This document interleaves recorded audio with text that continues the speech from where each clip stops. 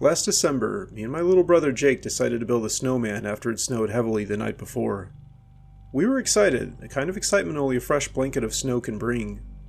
We gathered the snow, rolling it into 3 large balls, stacking them one on top of the other until our snowman stood proud and tall. For eyes, we used 2 old black buttons from our mother's sewing kit, and for the nose, a carrot from the kitchen. For the mouth, we made a grin from pebbles we found by the garden path. We finished it all off with a scarf and an old top hat, giving our snowman a touch of life. But there was something off about this snowman. As the sun set, its shadows seemed to stretch unnaturally long, reaching towards the house like dark, clawed fingers.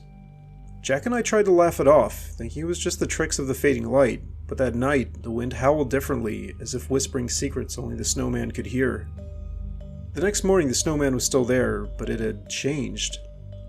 The grin of pebbles had shifted into a smirk, and the eyes seemed to follow us as we moved around the yard. Jake noticed it too, but we shrugged it off as the snow settling, or perhaps our imagination playing tricks. But then that evening, things took a darker turn. I woke up to the sound of crunching snow outside my window, and peering out, I saw the snowman. It wasn't in its place, but rather it was moving, its form twisting in the moonlight as if it were trying to free itself from its frozen prison. Terrified, I pulled Jake into my room, and we watched in silence as the snowman moved back to its spot, leaving no trace of its movement but a chilling memory. The days passed, and each night the snowman seemed to grow more sinister. Its eyes glowed with an eerie light, and its arms, once just sticks, now seemed like they could reach out and grab you. We heard whispers in the night, sometimes our names, and sometimes laughter that sent chills down our spines. Finally, one night, the snowman was gone from the yard. We thought and hoped it had melted away, but when we checked the next morning, there it was, right in front of our bedroom window, its face twisted into a knowing sneer. Our parents thought we were just spooked by the winter isolation, but they couldn't explain the cold that seemed to seep into our bones even by the fire. Or why our pets refused to go near the window overlooking the yard. The climax came one snowy afternoon when Jake, driven by a child's curiosity or perhaps a dare from me, decided to touch the snowman. As his hand met the icy surface, the snowman's eyes flared and it lurched forward, its arms extending in a way no snow should allow. Jake screamed and I pulled him back just in time, not before the snowman's icy touch left a frostbite mark on his hand. We never saw the snowman move again after that. The next morning it was just a pile of snow, its features washed away by the night's storm. But the fear lingered like the cold of winter in our bones. We never built another snowman after that, and every winter we look out with a hint of dread at the first snowfall. Deep down, we wonder if the sinister snowman would return, waiting for the perfect moment to claim what it believes is rightfully his. Back in kindergarten, my class drew pictures of snowmen for art, and after cutting them out, we hung them up in the hallway outside the art room. The hallway was usually bright and cheerful, filled with the laughter of children and the smell of crayons, but that day, something felt off. My snowman, with its big, black button eyes and a crooked carrot nose, seemed to watch me as I walked by. The next morning when we returned to school, the snowman drawings were no longer just paper on the wall. They had come to life, or at least one had. My snowman was missing from its spot. Initially we thought it had fallen, but a search through the hallway revealed nothing. The teacher, Mrs. Larson, said it must have been thrown away by accident, but there was an odd tension in her voice. That night I saw it again. Not on the wall, but in my bedroom window, its paper body silhouetted against the moonlight, its eyes now looking more like dark, hollow sockets. I screamed, which woke up my parents, but of course by the time they got to my room the snowman was gone. They chalked it up to a bad dream, but the chill in the air wasn't just from the winter outside. The following day at school, whispers spread among the kids. Others had seen the snowman too, not just in their dreams but in different places around town. It wasn't just a drawing anymore, it had become something else, something with a will of its own. The sightings steadily grew more frequent and more terrifying. It appeared on street corners, in the park, and always watching, always moving closer. Its paper form had somehow grown, becoming three-dimensional yet still eerily flat, like it was a shadow given substance. One evening, as the sun was setting, casting long shadows across the snow, I saw it from my bedroom window again. This time it was in the yard, its body made of fresh snow, yet its face was unmistakably my drawing, twisted into a more menacing grin. I ran downstairs, but when my parents checked, there was just a pile of snow where it had stood. The days grew darker as the winter deepened, and with each snowfall, the snowman seemed to gain strength. It would build itself anew each night, appearing closer to the house, its eyes glowing with an unnatural light. My friends reported similar experiences. The snowman was haunting us all. The climax came during the first big blizzard of the season. The snowman was now at our doorstep, its presence felt even through the closed door. But it wasn't just a snowman anymore, it was a sentinel of dread. We barricaded the door, but in the morning there were scratch marks on the wood, and inside, frost had formed in patterns that looked disturbingly like faces. We never truly understood why my innocent drawing had turned into this nightmare. Maybe it was the collective fear of children, or perhaps there was something inherently sinister about that particular snowman. Either way, when spring finally melted away the snow, the sighting stopped, but the memory lingered. It was a cold reminder of the winter when a snowman became something to fear, not celebrate. A few years ago, I decided to get one of those tacky oversized inflatable lawn decorations. Things were going well at work, and I'd just gotten a raise, so I decided to put some of that money towards a silly childhood dream. I chose an 8-foot-tall inflatable snowman, thinking it would bring some cheer to the dreary winter months. It was garishly bright, with a neon blue scarf, and when the fan was on, it looked like it was waving to passerby. Installation was easy, and within minutes my snowman was standing guard outside my front lawn, its presence oddly comforting at first. But as December nights grew longer, something about it started to feel off. Its eyes, which were meant to be jolly and bright, seemed to glow with a sinister intensity under the streetlights. The way it moved with each gust of wind gave the impression it was watching and waiting. One night, after a particularly heavy snowfall, I looked out my window to see the snowman. But this time, its posture had changed. It was leaning slightly forward, as if trying to peer through my window. I dismissed it as a trick of the wind, but I couldn't shake the eerie feeling. The next morning, I checked outside to find the snowman back in its original position. The odd occurrences continued. My dog, usually friendly to any new addition to our yard, refused to go near the snowman, growling whenever we went outside. Then there were the noises. Late at night, I'd hear the sound of rustling plastic, like the snowman was moving on its own, but whenever I checked, it was still, almost mockingly so. The real terror began during a harsh blizzard. The power went out, plunging my house into darkness, and with it, the snowman's internal light extinguished. But when I looked out, I could still see its silhouette, glowing with an eerie, unnatural light. It was as if it had absorbed the storm's energy. I saw it move then, not just swaying in the wind, but turning, its arm reaching out as if to beckon me closer. Desperate, I tried to unplug it, but the cord was frozen solid to the ground. Then the snowman's face seemed to shift, its expression becoming one of malice. I retreated inside, barricading the door. The storm raged on, and with each howl of the wind, I heard whispers, my name being called by a voice that was not human, but plastic and hollow. When the power returned, the snowman was back to normal, its light cheery and bright. But I knew better. I decided to deflate it, and when I approached, the fan roared to life, and the snowman inflated with a speed that was unnatural. It was as if it didn't want to be taken down.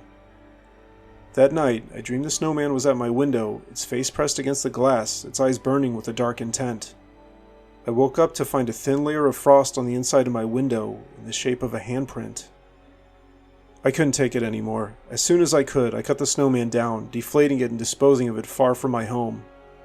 But every winter, when the first snow falls, I feel a chill that isn't just from the cold, a reminder of the snowman that watched me, and perhaps still does, somewhere out there in the dark. Just a few days ago, I decided to build a snowman in my parents' front yard because, why not? I'm a sophomore in high school, and maybe you think building snowman is childish, but it's been a fun family tradition ever since I was little. So there I was, rolling the snow into 3 large balls, stacking them up and giving our snowman the usual carrot nose and coal eyes. But this snowman turned out to be anything but ordinary. The first sign was its eerie silence. Even when the wind was howling, no snow dislodged from its body. It was as if it was carved from ice rather than packed snow. The second sign came that night when I woke up to a tapping sound. Peering out my window, I saw the snowman, its features twisted into a sneer, its eyes glowing with an unnatural light. It was tapping on my window, not with its stick arms, but with the very frost that seemed to emanate from it. The next day, my parents thought I was just spooked by the winter night, but the snowman had moved. It was only a few inches, but I could tell it was now indeed closer to the house, and its smirk was even more pronounced. I tried to knock it down, but the snow was hard like concrete, and no matter how hard I pushed, it wouldn't budge. That evening, the snowman was at our back door, its presence chilling the air inside our home. My little brother, who had always loved our snowman building tradition, screamed when he saw it, and its head seemed to turn, following the sound. We barricaded ourselves in, but the cold crept in too, the windows frosting over with intricate patterns that looked disturbingly like faces. The terror escalated. The snowman began to grow, not just in size, but in malevolence. Each day it was larger, its shadow stretching into our home, bringing with it a biting cold and whispers that echoed through the house. Neighbors started complaining about the unnatural cold emanating from our yard, and some even claimed to see the snowman moving when no one was around. In our desperation, we reached out online, looking for answers or help. That's when Elon Musk, known for his eccentric yet innovative solutions, responded to my tweet. He promised to help, saying he had just the thing for this anomaly. The next day, a convoy of Tesla trucks arrived, and from one emerged Musk himself, accompanied by a team carrying what looked like a metallic, angular version of a snowman, the Cyber Snowman. Made from the same material as a Cybertruck, it was sleek, futuristic, and intimidating. Musk explained that the Cyber Snowman was designed to counteract whatever dark energy was animating our snowman. It had solar panels for energy and was equipped with a thermal system to combat the unnatural cold.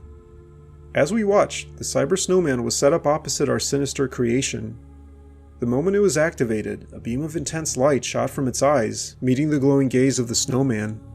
There was a moment of tension, the air crackling with energy. Then, with an almost audible sigh, the snowman began to melt, not just from the heat, but as if its very essence was being undone. The Cyber Snowman seemed to absorb the dark energy, processing it into something harmless. Within minutes, what was left was just a puddle of water where the malevolent snowman had stood. Elon Musk, with his characteristic grin, assured us that the Cyber Snowman would guard our yard for the rest of the winter, ensuring no other snowman could ever gain such power. As he left, my family and I stood there, slightly in awe, but mostly just relieved. We learned that sometimes, even childhood traditions can take a dark turn, but with a bit of innovation, even the scariest of tales can have a happy ending.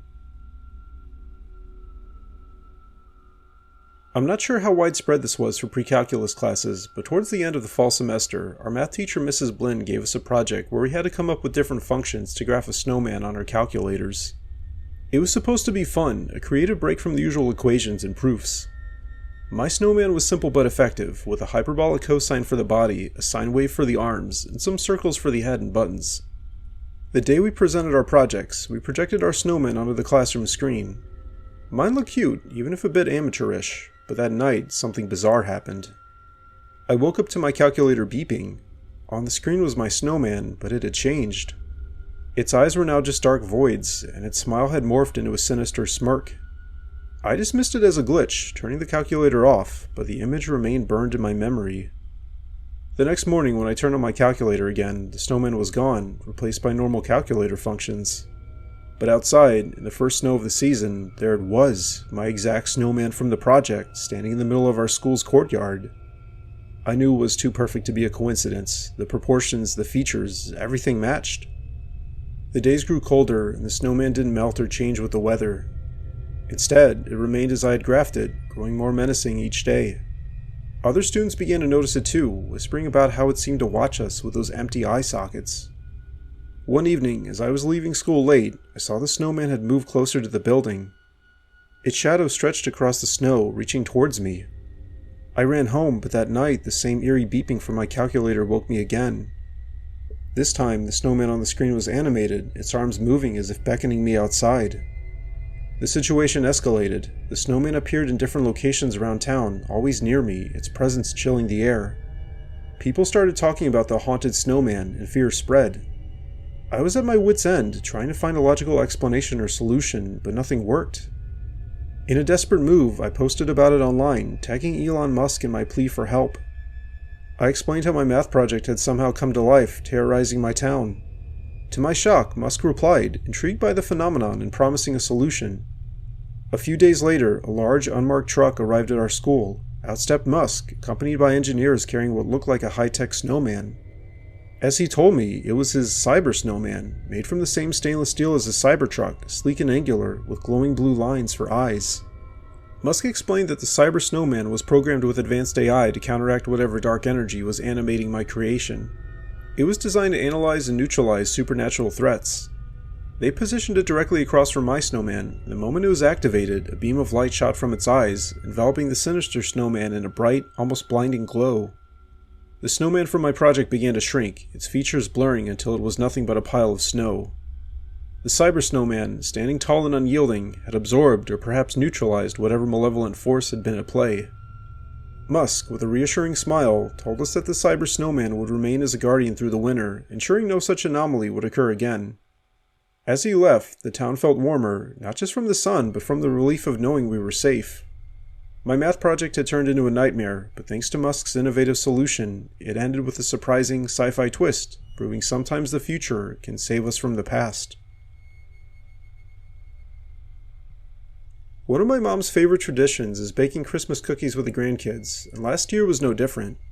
My wife and daughter were there, as well as my brother's family, and altogether there were 6 little toddlers. My daughter Stacy really likes snowmen, so naturally she made a snowman cookie. It was adorable, with little chocolate chips for eyes and a piece of candy for the nose, all covered in white icing.